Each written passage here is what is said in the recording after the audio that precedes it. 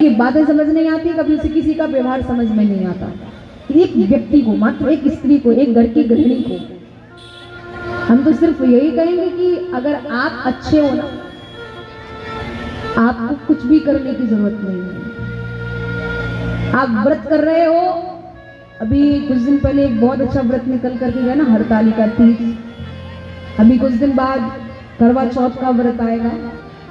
बने व्रत तो करने काफी, पर जो वास्तविकता है वो हमको नहीं करनी है। वास्तविकता क्या? हमारे द्वारा घर में कलेश ना हो, हमारे द्वारा घर में किसी को कष्ट ना हो, हम इसका व्रत नहीं करेंगे। हम वैसे व्रत बहुत करेंगे। भूखा मरने से कोई शांति थोड़ी होगी हमारे घर में। हमेशा याद रखिएगा, आप किसी को टेंशन दे रहे हैं ना, आप किसी की दीर्घ आयु के लिए व्रत रखें, आपकी टेंशन से उसकी आयु फिर बढ़ेगी नहीं, घटेगी। आप व्रत करिए, व्रत के साथ साथ अपने विचारों का भी व्रत करिए, बुरी आदतों का भी त्यागने का व्रत करिए, अच्छा बनने का व्रत करिए, तो आपको सब कुछ मिलेगा, आपका सब कुछ सार्थक हो जाएगा। कहने का भाव, एक स्त्री के द्वारा कभी भी घर में कलह कलेश नहीं होना चाहिए। और अक्सर करके कलह कलेश कहाँ होता है? एक स्त्री के द्वारा होता है। मत करवाइए, मत करिए, क्योंकि जहां सुमत तहां संपत्ति नाना, जहां कुमत तहां विपत्ति निधाना। हम एक बात हर जगह कहते हैं और आपको भी कहेंगे, एक बहू का ससुराल में किस तरीके से रहना होना चाहिए, ये बात शास्त्रों को पढ़ोगे ना तब पता चलेगा।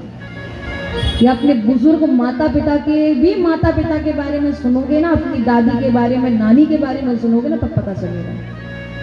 हमको ज्यादा सुख मिल गए ना तो हमारी सोच और हमारी मांगे बढ़ गई। उन लोगों ने अभाव में जीवन जिया तो वो आराम से रह गए थे। हमको स्वभाव चाहिए, हमको अभाव नहीं चाहिए। हमको ये चीज चाहिए तो चाहिए, कैसे भी आए, कहीं से हम नहीं जानते। माता पिता चाहे कैसे भी दे, ससुराल वाले चाहे कैसे भी लाके थे, हम नहीं जानते, हमको चाहिए। फिर दूसरी बात, अपनी बेटी का घर बिगाड़ने में अगर किसी का हाथ होता है ना, तो केवल एक माँ का होता है। क्या? अपनी बेटी का घर बिगाड़ने में किसी का हाथ होता है तो वो किसका होता है? माँ का होता है। क्यों होता है? क्यों होता है? बेटी ने कुछ कह दिया कि माँ आज ऐसा हो गया, तो माँ क्या कहती है? तू ऐसा कर देती, तू वैसा कर देती, तूने ऐसा नहीं किया, क्यों नहीं किया, कर देती ना। बोलना ही मत, खाना ही मत देना, कल से अपने आप अकल ठिकाने आ जाएगी। अरे तुम माँ हो, धिक्कार है तुम्हारे लिए। अपने बच्चे को, अपनी बेटी को अच्छी संस्कार, अच्छी शिक्षा देने की जगह तुम ये सब कह रहे हो। एक तो माताओं से निवेदन कि अपनी बेटियों को थोड़ा ट्यूशन वगैरह देना थोड़ा कम कर दो, तो आपका भी परिवार अच्छे से चलेगा, आपकी बेटी का भी अच्छे से चलेगा और दूसरे का भी परिवार अच्छे से चलेगा। इसलिए हम आपको कहते हैं कि आप अपने घर में अपने बच्चों को, अपनी बेटियों को अच्छे संस्कार दीजिए, क्योंकि एक बेटी जो आपकी है वो किसी दूसरे के घर में जाकर के उसके घर की इज्जत बनेगी, उसके घर की लक्ष्मी बनेगी। और एक बहू अपने ससुराल में जाकर के तभी अपने पति के सास ससुर की इज्जत करेगी जब उसने अपने मायके में अपनी माँ को उनकी इज्जत करते हुए देखा होगा। अगर उसके पियर में उसके माता पिता की, उसकी माँ ने इज्जत नहीं की, माने सास ससुर की इज्जत नहीं की, तो वो बेटी अपने ससुराल में जाकर के कुछ भी नहीं कर पाएगी, वो परेशानी रहेगी। इसलिए आपसे मेरा निवेदन है कि आप अच्छे से रहिए तो सब अच्छा हो जाएगा। हमेशा ध्यान दीजिए, हम अपनी भाभीयों से तो कह देते हैं कि माँ को अच्छे से रखना, पिताजी को अच्छे से रखना, पर आप सोचो कि आप अपने ससुर को कितने अच्छे से रख रहे हो, अपनी सास को कितने अच्छे से रख रहे हो। दूसरे से भी बहुत लंबी लंबी आशा है, हमारे पास आशाओं के पन्ने भरे पड़े, पर हम अपने अंदर देखें ना, हमारे अंदर क्या हाल चल रहा है। जब खट हो जा आपना तो हमसे बुरा ना कोई। अपने को देखो ना, अपने आप पता चल जाएगा। दूसरे के ऊपर उंगली मत उठाओ। मेरी ये सब बातें हो सकता है किसी को बहुत कड़वी लग रही होगी, पर ये वास्तविकता है हमारे आपके जीवन की, हमारे आपके जीवन की यही सच्चाई है। इसलिए संभलिए, आप खुद संभलेंगे, अपने आप सब कुछ संभल जाएगा। प्रभु ने रानी महारानियों को बहुत प्रेम से द्वारिका में विराजमान कराया है। यहाँ सुखदेव भगवान बताते हैं कि भीम के द्वारा जरासंध मारा जाता है और काशी के राजा पौंड्रक उसका उद्धार होता है प्रभु के द्वारा। पांडवों ने राजस्व यज्ञ किया है, जिसमें कृष्ण का प्रथम तिलक होने जा रहा है और शिशुपाल कृष्ण को गालियां दे रहा है। लोग समझा रहे गालियां मत दो, पर नहीं मानता है। प्रभु कहते इसकी 100 गालियां मैं माफ करूंगा, पर 100 से ज्यादा देगा तो माफ नहीं करूंगा। 101 गाली दी, प्रभु का सुदर्शन चक्र चला और शिशुपाल का धड़ अलग और सिर अलग हो गया। जब चक्र चला तो प्रभु की उंगली में चोट आ गई, रक्त बह रहा है। रानी महारानियां खड़ी है, कोई कहती है ये ला दो, कोई कहती है वो ला दो। द्रौपदी खड़ी थी, साड़ी का एक चीर फाड़ा प्रभु की उंगली में बांध दिया। प्रभु कहते यहाँ तो हजारों 16,108 रानी महारानियां खड़ी है, सबने साड़ी पहनी है, कोई भी साड़ी का चीर फाड़ करके बांध सकती थी, तूने ही क्यों बांधा? द्रौपदी कहते वो पत्नी है, मैं बहन हूं। क्या? वो पत्नी है, मैं बहन हूं। यही अंतर होता है पत्नी में और बहन में। प्रभु कहते साड़ी खराब हो गई, द्रौपदी कहते हजारों साड़ियां आपके लिए समर्पित कर दूं, इसकी तो बात ही बहुत थोड़ी सी है। प्रभु कहते द्रौपदी तेरा ये छोटा सा चीर ना, जब तुझे जरूरत पड़ेगी तो लाखों चीरों के बराबर काम आएगा। द्रौपदी बोली नहीं नहीं प्रभु, मुझे आवश्यकता नहीं है, आप हो ना बस वही बहुत है। नहीं नहीं, तूने दिया है तो काम तो आएगा। जिस समय दुर्योधन ने द्रौपदी का चीर हरण किया ना, वही द्रौपदी के द्वारा दिया गया भगवान को छोटा सा चीर, और भगवान ने उस चीर के बदले द्रौपदी के हजारों लाखों चीर बढ़ा दिए, और द्रौपदी की लाज मेरे प्रभु ने उस चीर के कारण ही बचाई। भगवान का वस्त्रावतार हुआ है। आपको मैं एक बात बता दूं, आपके द्वारा दिया गया दान कभी व्यर्थ नहीं जाता है। ये बात हम आपको 7 दिन से ही समझा रहे हैं, 6 दिन पहले समझाए, आज भी बता रहे हैं। आप 1 रुपया भी देते हो ना, वो आपका वहां जमा है, आपको भगवान उसका बढ़ा करके देंगे। हो सकता है आज आपको 1 रुपया देने में थोड़ा सोचना पड़ेगा, और आपको वहां उस समय जब आपकी जरूरत पड़ेगी तो आपको वो 100 के काम में दिखाई देगा। क्योंकि दान किए धन ना घटे जो सहाय रघुवीर, दान करने से धन घटता नहीं बढ़ता है। और दूसरों के अगर दुख में अगर आपने अपना धन लगाया है ना, तो वो तो आपको जरूर ही बढ़ करके मिलेगा, क्योंकि दुआ से बड़ा कोई दूसरा धन नहीं होता है। जब व्यक्ति बीमार हो जाता है तो डॉक्टर कहते हैं अब दवा नहीं, अब दुआएं काम करेंगी, और ये वास्तविकता है। दुआएं इतना काम करती है, इतना काम करती है कि जिसका कुछ कहना नहीं है।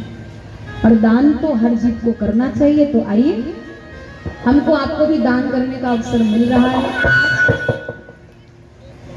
आज, और मिलेगा आप सबको दान करने का अवसर। शामरस धारा रोटी सेवा संस्थान सुधाम वृंदावन, जहाँ प्रत्येक दिन संत सेवा होती है। आज का ही बस विश्राम दिवस का आपके पास दिन है, फिर आपको ये अवसर नहीं मिलेगा। जो चाहते हैं कि द्रौपदी की तरह हमारे द्वारा दिया गया दान भी हमारे काम आए, तो पहले आपको कुछ अंश दान करना पड़ेगा, तब प्रभु आपका उसको बढ़ा करके लौटा करके देंगे।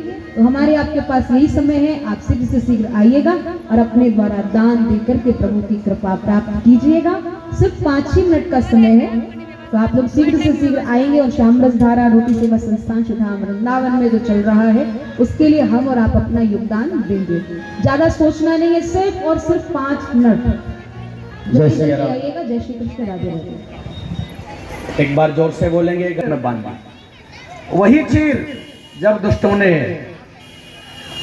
बहन द्रौपदी के साथ अत्याचार किया, कौरव अन्याय करते हुए उसका वस्त्र खींचना चाहते थे, तो भगवान ने कहा करे वेरी प्रबल जो सहाय यदुवीर, 10,000 गज बल घटो पर घटो न 10 गज चीर।